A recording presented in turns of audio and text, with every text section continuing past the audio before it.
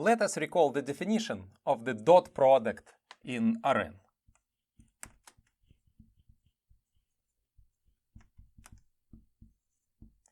If we have two vectors u with components x1, x2, xn, and v with components y1, y2, yn, then their dot product u dot v is defined as the sum k goes from 1 to n xk times yk. And this can be also written in terms of matrix product as the transpose of u times v. So here we treat u as a column vector, and so is v. So v is a n by 1 matrix, and the transpose becomes 1 by n matrix. So when we multiply 1 by n matrix by n by 1, so that is a row by a column, then the result is a 1 by 1 matrix or just a number. And so this number is the dot product of two vectors. Let us recall some of the properties of the dot product. If we take a dot product of a vector u with itself, then this becomes the sum k goes from 1 to n xk squared. And so what we see is that this is always greater or equal to 0, and moreover we can say that the dot product of a vector with itself is equal to 0 if and only if this vector is equal to 0 itself. And we define the length of a vector as the square root of the dot product of this vector with itself. Let us consider a triangle formed by two vectors. So suppose we have a vector u and another vector v, and the angle between these two vectors is alpha. Let us complete this picture to a triangle, and the vector that corresponds to the third side of this triangle will be u minus v. So indeed, this is minus v plus u. Let us evaluate the square of the length of the vector u minus v using dot product. So this is the dot product of u minus v with itself. And using bilinearity of the dot product, this expands it as u dot u minus u dot v minus v dot u minus, or rather plus, v times v. Or this becomes length of u squared plus length of v squared minus 2 times u dot v, because v dot u is also equal to u dot v. Let us compare this with the cosine theorem.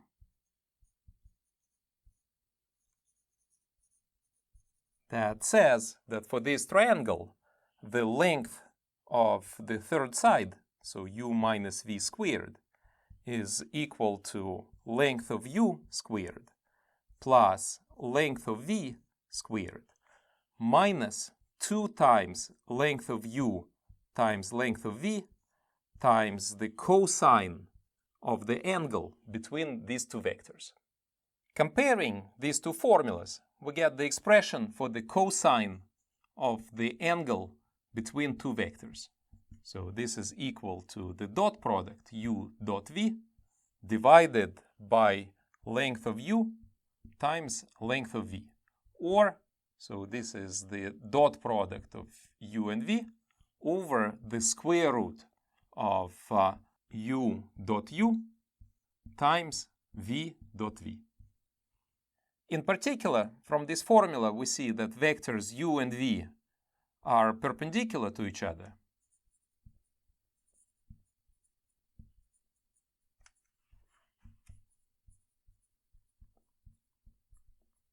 If and only if the angle between them is 90 degrees, which is equivalent to saying that cosine of alpha is equal to 0, and that is equivalent to the fact that the dot product of these two vectors is equal to 0. And we see that we can use dot product to compute lengths of vectors in Rn. We can describe orthogonality of vectors in terms of the dot product. And more generally, we can determine angles between vectors in Rn using the dot product. Vector space Rn with the dot product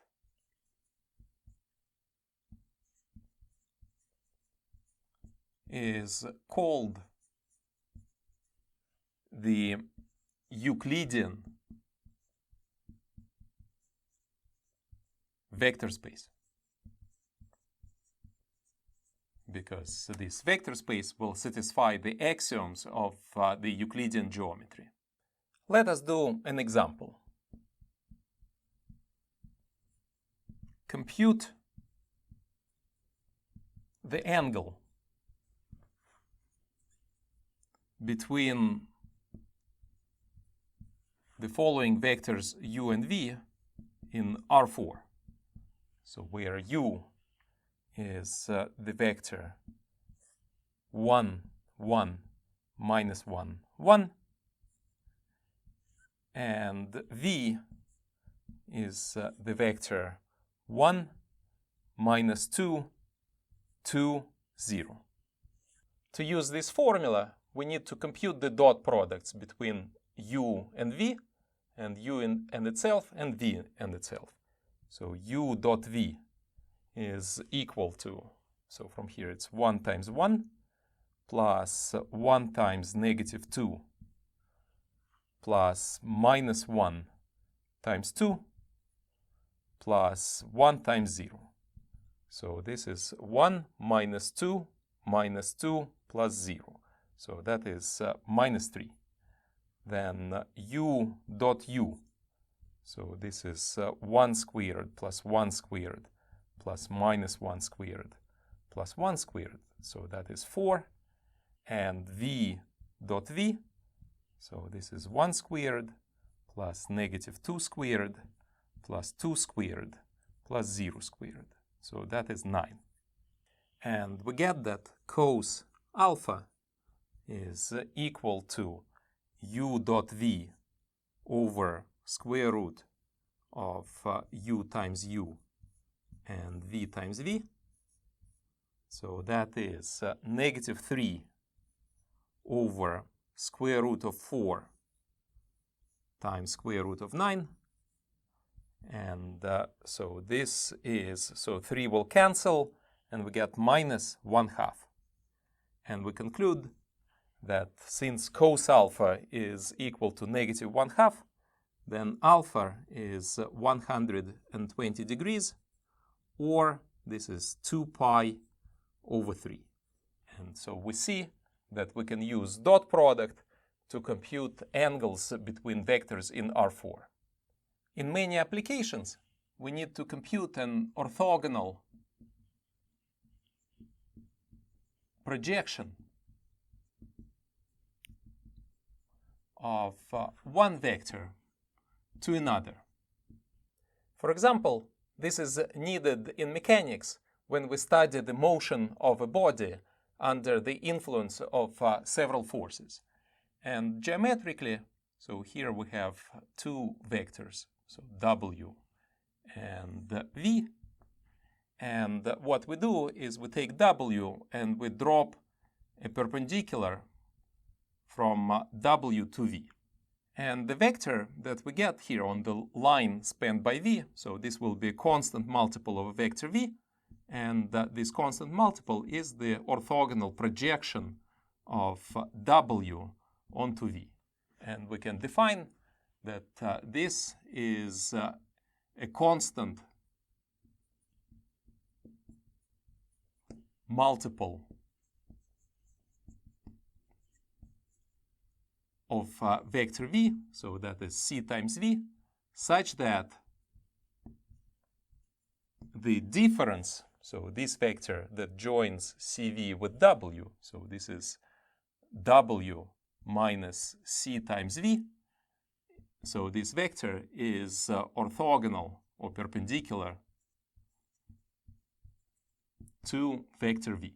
So here, so this vector here, so this is minus cv plus w. So w minus c times v. Let us derive a formula for the orthogonal projection by computing the value of the scalar c. So here, since w minus cv is orthogonal to v, so this means that the dot product of v with w minus c times v is equal to 0. Since the dot product is bilinear, so that is linear with respect to each argument, so this expression can be expanded. So this becomes v dot w minus c times the dot product of v with itself. So this is equal to 0. And then solving this for c, we get that c is equal to the dot product of v with w over the dot product of v with itself. And then this gives us the formula for the projection of w to the line of vector v. So this is a scalar multiple of v with this scalar. So this is dot product of v with w over dot product of v with itself times vector v. So here we have a scalar multiple of a vector v. Consider the set of vectors that are perpendicular to a given vector v. So we denote this set as v perp, and so this is the set of all vectors w in Rn such that the dot product of v with w is equal to 0. Let us give an example. So if v is a vector in R4 with components 1, 2, 3, 4, then v perp is the set of vectors w, and we can write it as x1, x2, x3, x4, so in R4, such that the dot product of v with w is equal to 0, and this condition, so because v is the vector 1, 2, 3, 4, and w is the vector x1, x2, x3, x4, so this condition is equivalent to saying that x1 plus 2x2 plus 3x3 plus 4x4 is equal to 0. The left-hand side in this equation is the dot product of v with w. And we state the following theorem. Let v be a non-zero vector in Euclidean space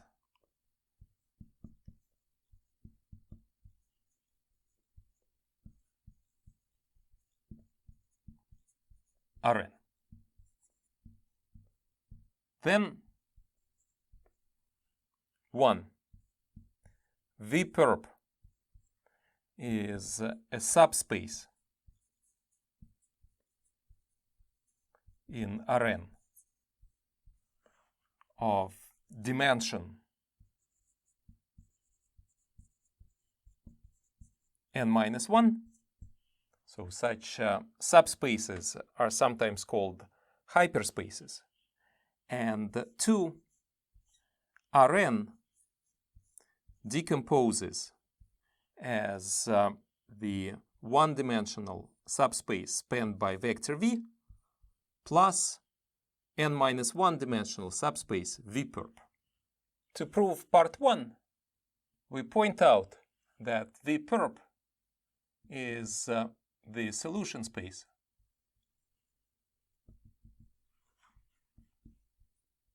of a single linear equation.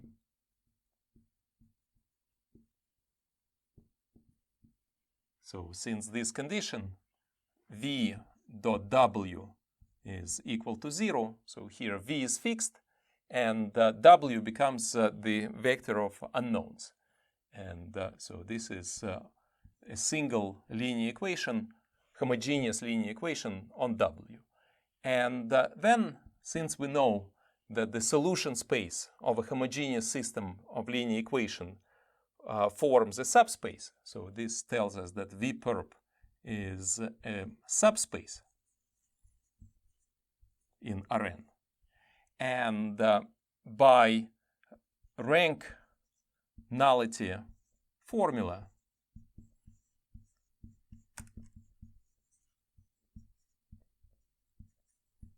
since the vector V is non-zero, then this linear equation that we obtain will become a non-zero linear equation. And so the corresponding matrix will have rank 1. And then the dimension of the solution space is equal to the number of variables n minus the rank of the system of linear equation, which is 1. And we obtain that dimension of V perp is equal to n minus 1. In the second part of this theorem, we need to prove that Rn decomposes as a direct sum of these two subspaces. So geometrically, this means the following, that if we have a vector V, then we have a line that passes through vector V, so this will be the line spanned by V, and we have a hyperplane that is V perp, which is perpendicular to this line. And we need to prove that Rn decomposes in the direct sum of these two subspaces. Let us recall the following theorem, that let U and W be two subspaces in Rn. Then Rn decomposes in the direct sum of U plus W if and only if two conditions hold. First, the dimension of U plus dimension of W is equal to n, and the second condition, that the intersection of U with W consists of a zero vector. Let us verify these two conditions. So indeed, we have the dimension of the space spanned by V is equal to 1, and the dimension of V perp is equal to n minus 1. So the sum of these two dimensions is indeed equal to n. And now it remains to check that these two subspaces intersect only at a zero vector. Suppose vector W belongs to this intersection of RV intersected with V perp. Since W belongs to the span of the vector V, we conclude that there exists a scalar C such that W can be written as C times V. And because W belongs to V perp, we conclude that the dot product of C times V with V is equal to 0. And this is equal to C times the length of V squared. And because V is a non-zero vector, so this tells us that length of V squared is non-zero. So this means that the scalar C must be 0. And this means that W is a zero vector. And we conclude that the only vector that belongs to this intersection is the zero vector. So we also establish the second condition, and this proves that the space Rn decomposes in the direct sum of this one-dimensional space and its orthogonal complement. This condition may be reformulated in the following way, that any vector W in Rn may be uniquely decomposed into a sum such that the first summoned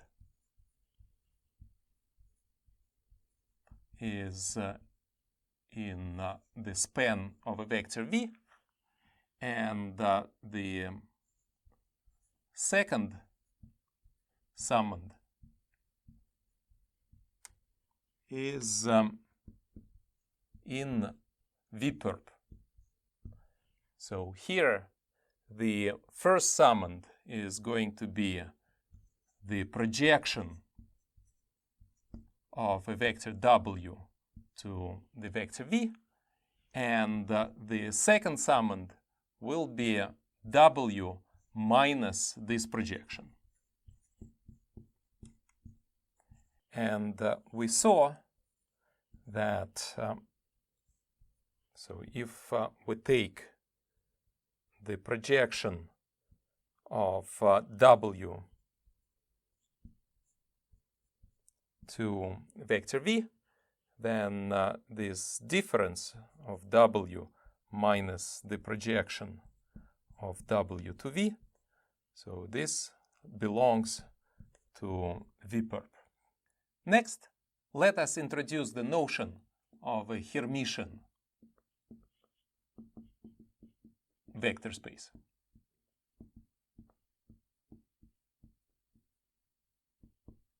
Here we consider n-dimensional complex vector space Cn. In linear algebra, we like to work over complex numbers because certain tools, like the Jordan normal form, work better in the settings of complex numbers. On Cn, we can consider the dot product.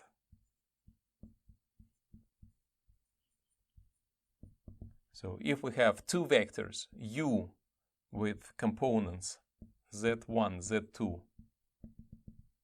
zn, and v with components w1, w2, wn, where zk and wk are now complex numbers, we could define the dot product of u with v as u transpose times v, same as we did in Rn. However, we will run into some difficulties with this definition. So consider the following example. Let's take a vector u in C2 with components 1 and I. What will be the dot product of u with itself? So if we compute the dot product by this formula, this will be 1 squared plus I squared. But I squared is minus 1, so here we get 0. And so this means that we constructed a non-zero vector with a 0 dot product. It becomes impossible for us to use the dot product to define the length of complex vectors. Another issue that we run into with this example is that this complex vector u is orthogonal to itself. And thus, we cannot decompose C2 as the complex line through u plus the orthogonal complement. Let us mention here that these difficulties with the dot product are not specific to complex numbers, but also problematic for other fields. So, for example, if we take as our field Z3 and consider a vector v, which is 1, 1, 1, then here the dot product of v with itself is going to be 0 over Z3. To overcome these difficulties for complex spaces, we introduce a different kind of scalar product. So this will be the Hermitian scalar product.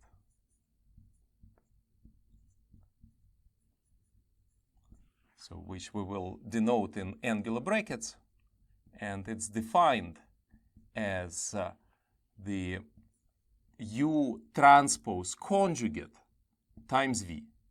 So this will be the sum, k goes from 1 to n, zk bar times wk.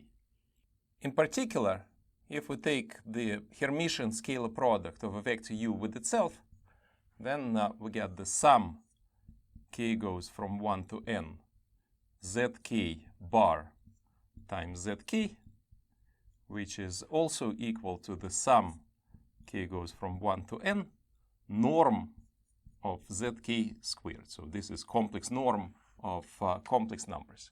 And for our example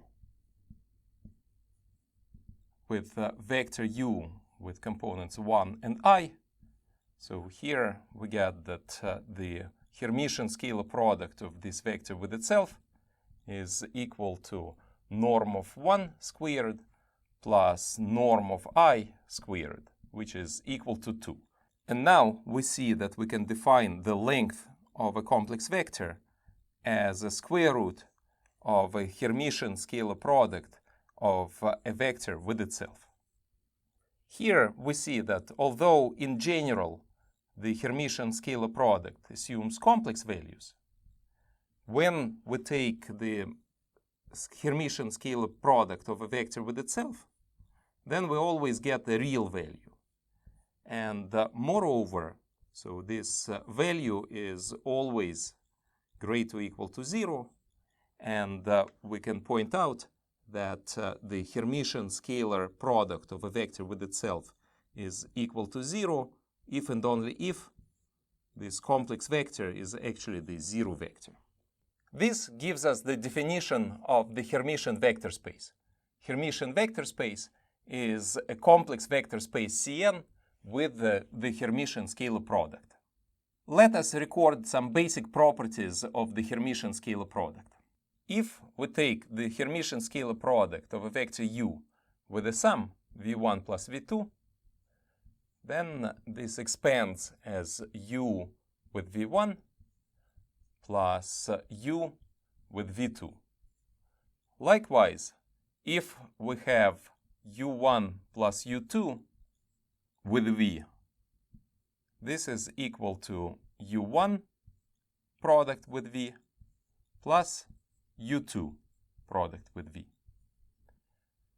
If we have a scalar multiple c times v, where c is a complex number, then so from this formula we can see that we can pull out the constant multiple c outside. So this is c times the Hermitian product of u with v. However, if this complex factor sits on the first term of this product, then, well, if we plug it in this formula, we get the sum k goes from 1 to n, and here we have c times zk, all conjugate times wk. We see that the scalar factor gets pulled out with a complex conjugate. So this becomes c bar times the product of u with v. We see that this is very similar to the bilinearity properties of the dot product in Rn, only we have 3 of the 4 expected formulas. And because of this, so we say that the Hermitian scalar product is sesquilinear. And sesqui is Latin for 1.5. So we have 3 of the bilinearity properties hold, but the 4th property is modified with the complex conjugate. We also point out that the Hermitian scalar product is not symmetric. So if we switch and take the product of v with u, then this will be the sum k goes from 1 to n wk bar with zk. And we see that this is precisely the complex conjugate of u with v.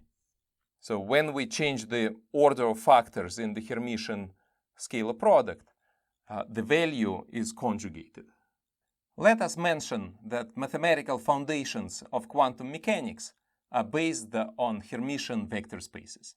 Let us discuss the orthogonal projection in the context of Hermitian vector spaces. So we want to project vector W to the vector V. As before, this is defined as a constant multiple of a vector V with the property that the difference between W and its projection to V is orthogonal to vector V. Let us recall this picture. So we have V and W, and we are projecting W to the line of the vector V. So here we have C times V, and the difference W minus projection of W to V is, so this vector is perpendicular to vector V. From this equality, we can calculate the value of scalar C. So we have V with W minus C times V is equal to 0. Now we expand, and because this constant multiple C sits on the second factor, we can just pull it out. So we get V with W minus C times V with V is equal to 0. And we solve for C. So C is equal to V with W over V with V. And we get the formula for the projection. So the projection of a vector W to the line of a vector V is given by the scalar multiple V with W over V with V times vector V. We point out that now we care about the order of factors in the numerator, because if we flip this order, then we get complex conjugate, so we need precisely this value.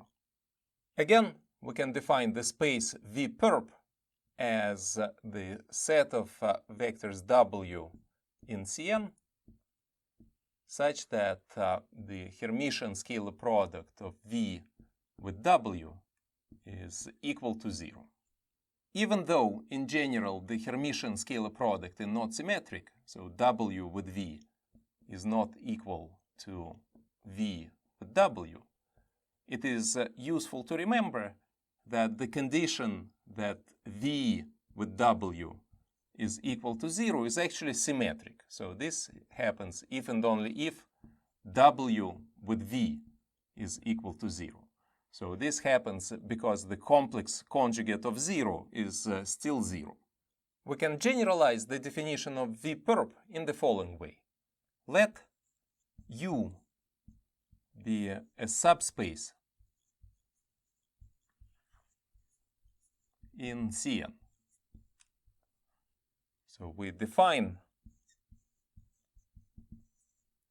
U perp as the set of vectors W in Cn such that for all U in U, we have the Hermitian scalar product of U with W is equal to 0.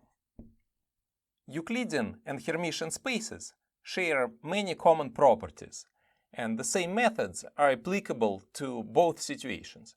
Our next several theorems we would like to prove simultaneously for Euclidean and Hermitian vector spaces.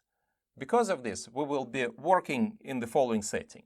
So we say that let V be either a Euclidean vector space Rn or a Hermitian vector space Cn.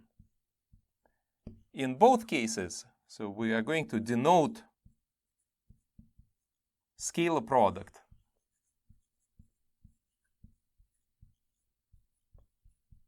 by angular brackets. And when we apply this notation to real vectors, the conjugation becomes irrelevant, and so this will actually yield the usual dot product when applied to real vectors. The base field over which we are going to work will be either real numbers or complex numbers, respectively, depending on Euclidean or Hermitian situation. Let us prove the following lemma. Let U be a subspace in V with bases U1 through US. Then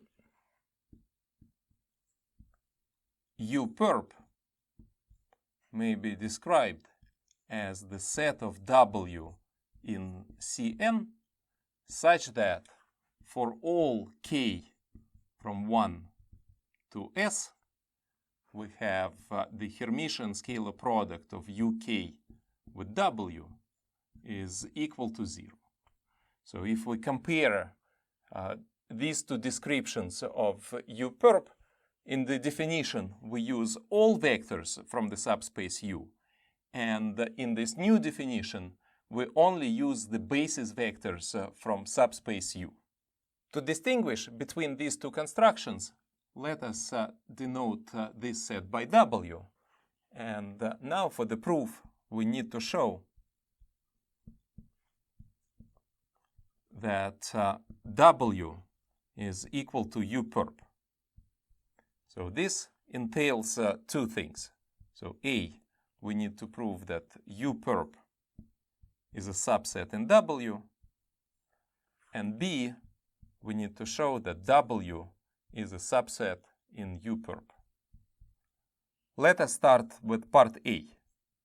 Let W be an arbitrary vector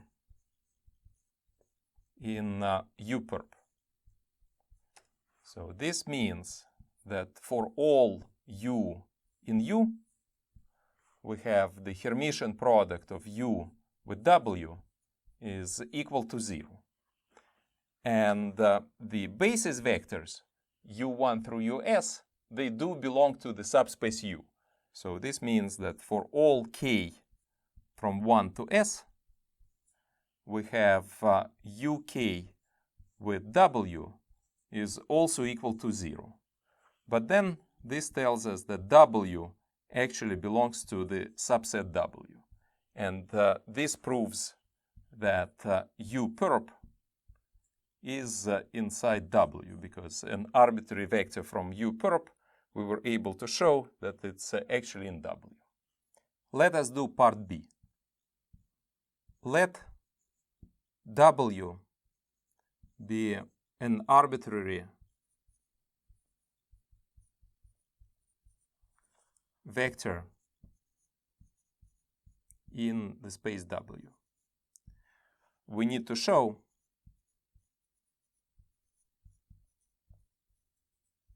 that W is actually in U perp. So that is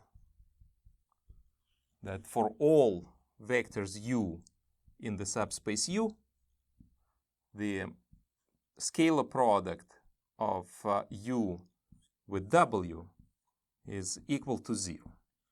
Whenever we need to prove that certain property holds for all elements of a given set, then what we do is we take an arbitrary element in that set and prove that the corresponding property holds.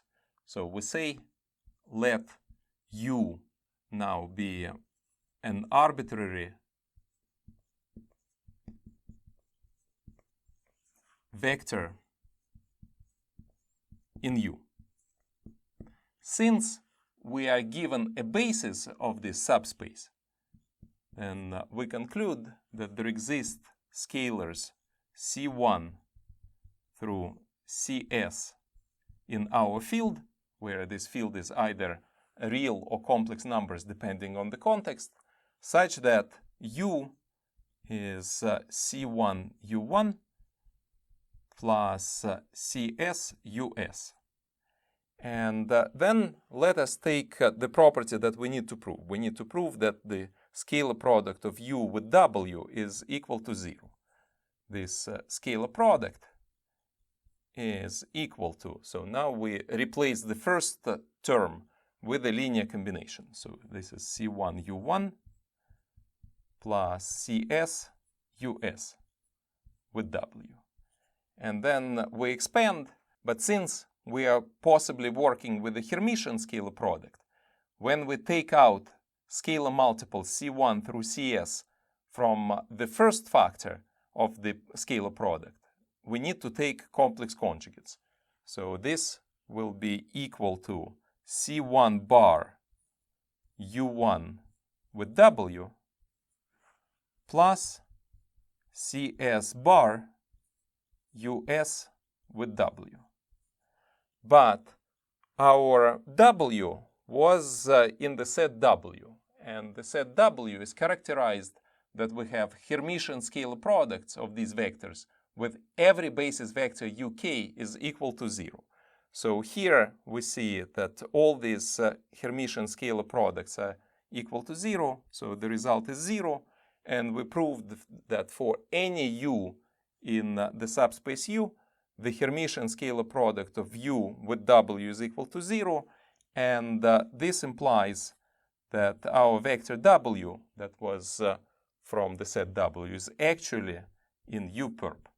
And this completes the proof, the equality of these two sets. We will use this lemma to prove the following theorem. Let V be either a Euclidean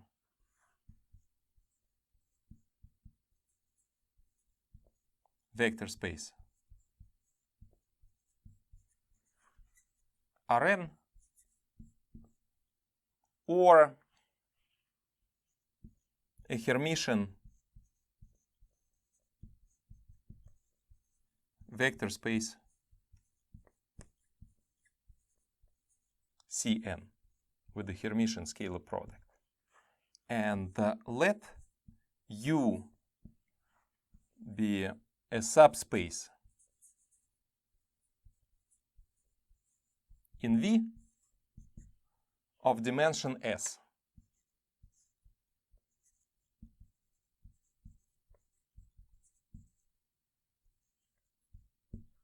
Then 1. U perp is a subspace in V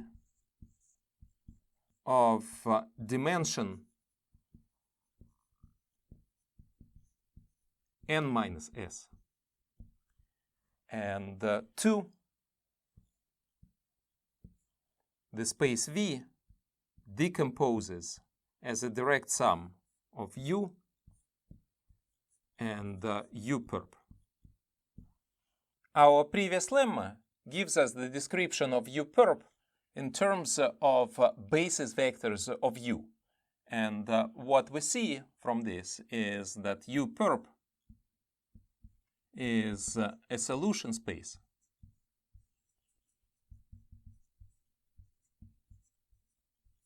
for a system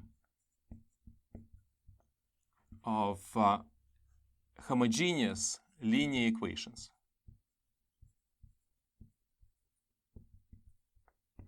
And so these equations can be viewed as homogeneous linear equations on vectors W. And from this, it follows that U perp is a subspace in V. because the solution set of a homogeneous system of linear equations is always a subspace. Let us examine the equations of this system. So these equations can be written in terms of matrix product as UK bar transpose times W is equal to 0. So this becomes the rows of the coefficients matrix. So we see that coefficient matrix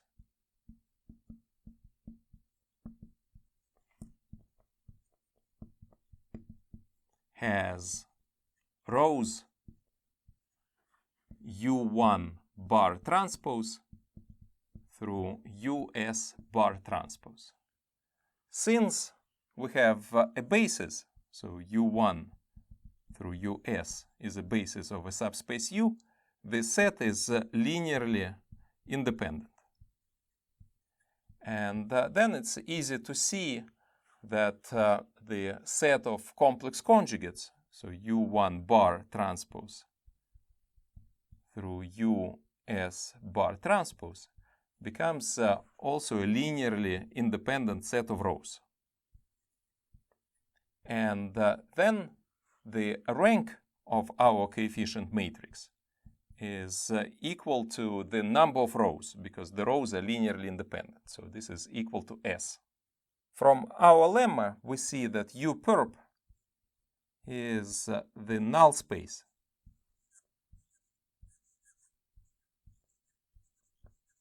of A.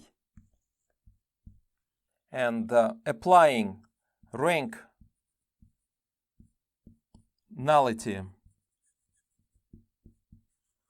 formula, we get that dimension of U perp, which is the dimension of the null space, is equal to the number of unknowns, which is n, minus rank of A. And so this becomes n minus s. And so we get that U perp has dimension n minus s as claimed by the theorem. And in order to prove the second claim of the theorem, that V decomposes as a direct sum of U plus U perp, so we saw that this is equivalent to verifying two facts.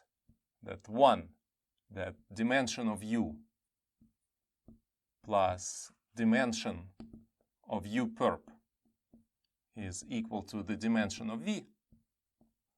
But now we see this, so because here we have S plus n minus s is equal to n. So this property holds. And the second property that needs to be checked is that the intersection of these two subspaces consists of a zero vector. And this is something that we need to verify.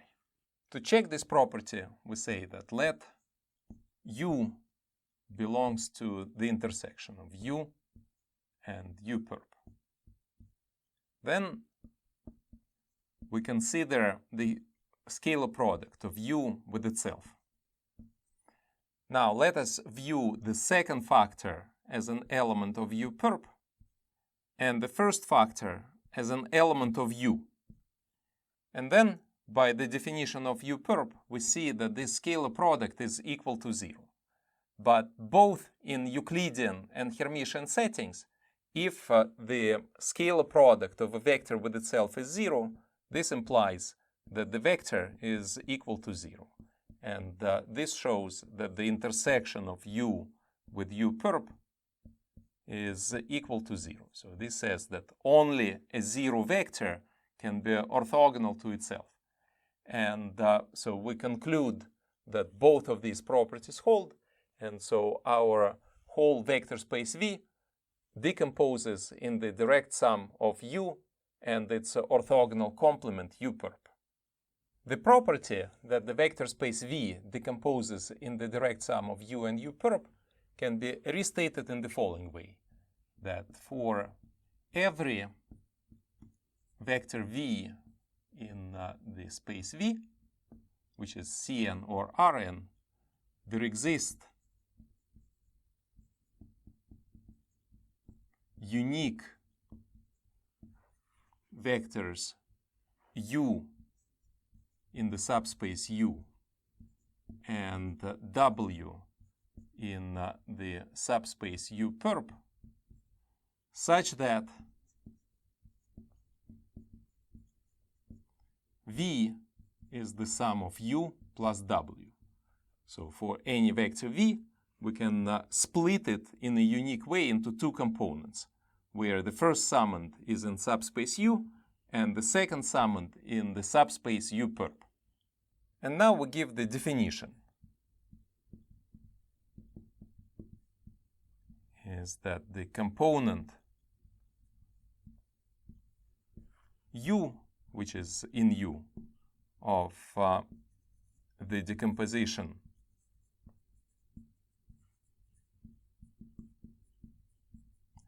of V into U plus W is called the orthogonal projection of V to subspace U. This definition gives us the construction of the operator of orthogonal projection to a subspace. So here we get this operator projection to a subspace U, which is a linear operator from V to V. And the properties of this operator is that the image of this operator is the subspace U, right? So we are projecting to a subspace U, and the kernel of this projection operator is the subspace U perp. So if we take something in U perp, then it will have no component in U, and then the orthogonal projection will become 0. The projection operator has two eigenvalues. So we can interpret U as lambda equals 1 eigenspace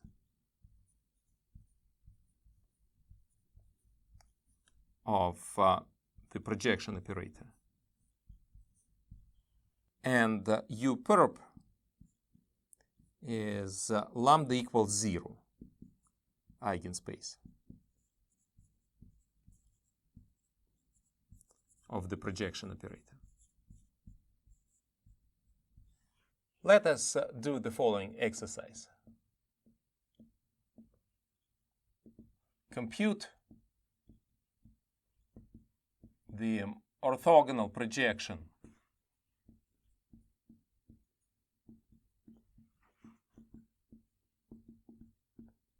of vector V, which is 1, 2 plus I. So this is a vector in C4 to the subspace U spanned by two vectors, U1, which is 1, 1, I, 0, and U2, which is 0, I, 0, minus 1. How do we solve this problem?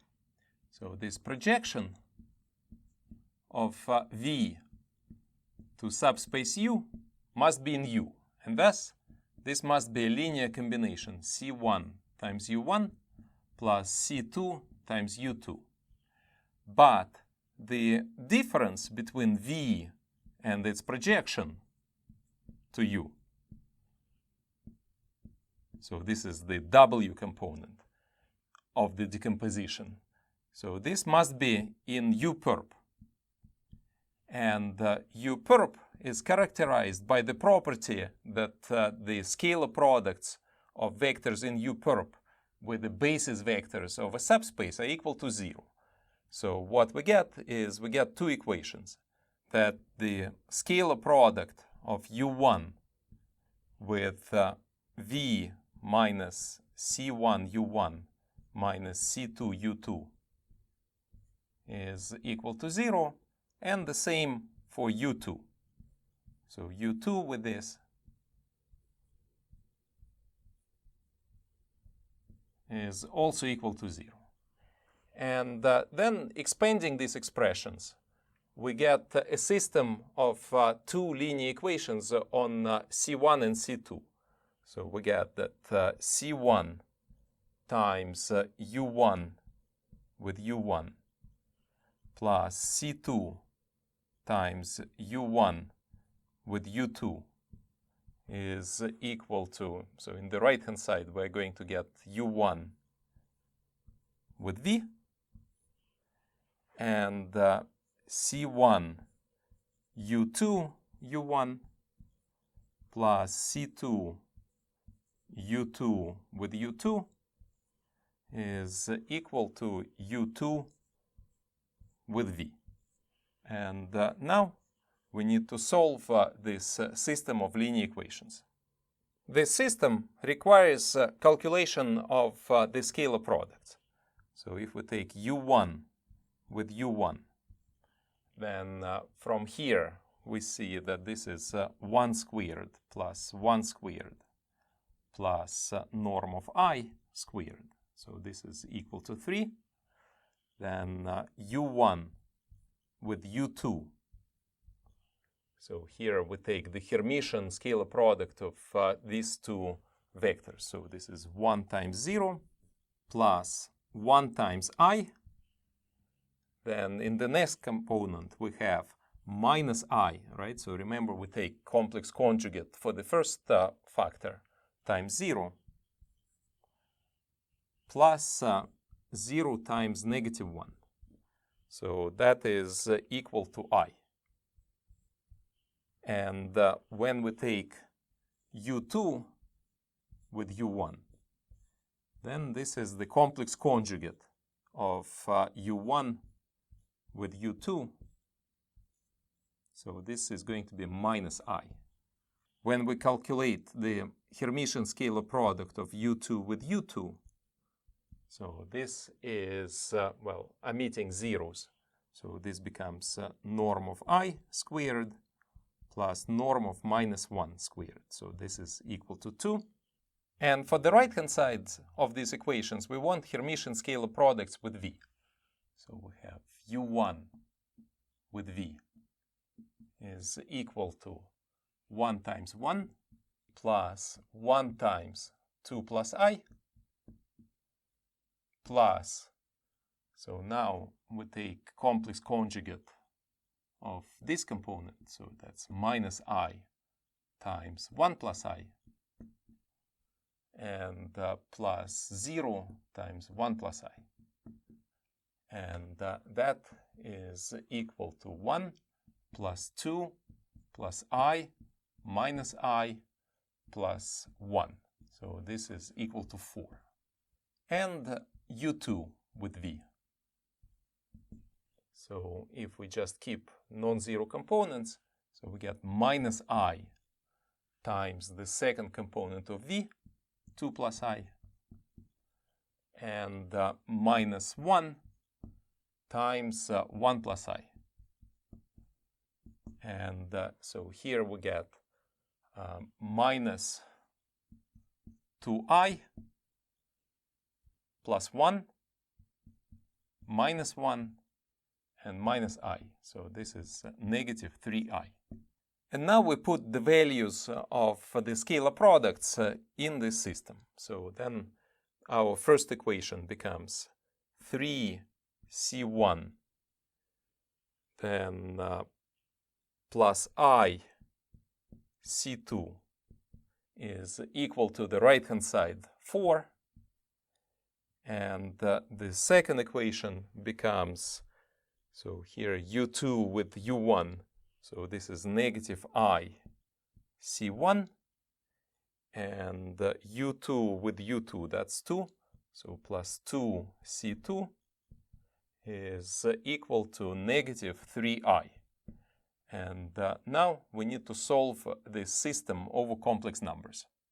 We can solve this system by applying Cramer's rule.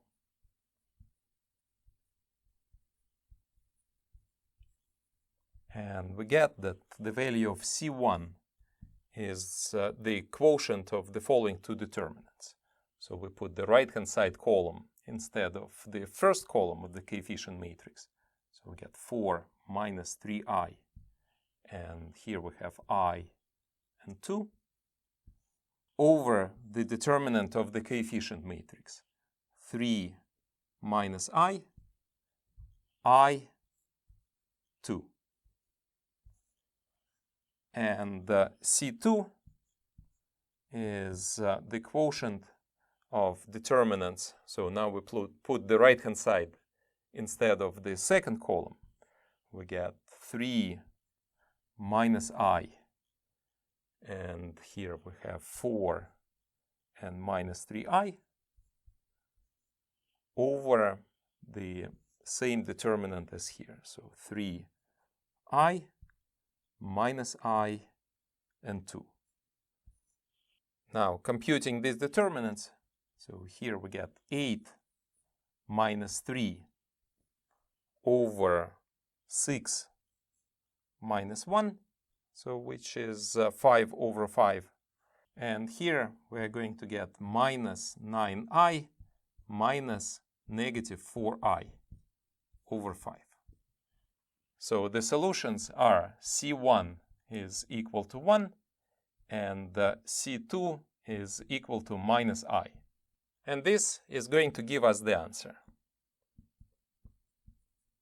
That the orthogonal projection of vector v to subspace U is equal to 1 times U1 plus negative I times U2. Or, so this is going to be the vector U1, which is 1, 1, I0,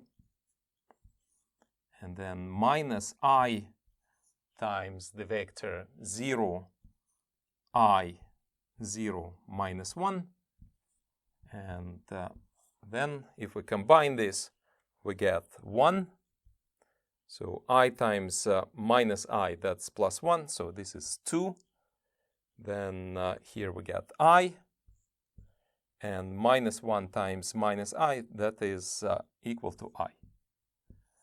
So this vector is the orthogonal projection of the vector v to the subspace spanned by U1 and U2.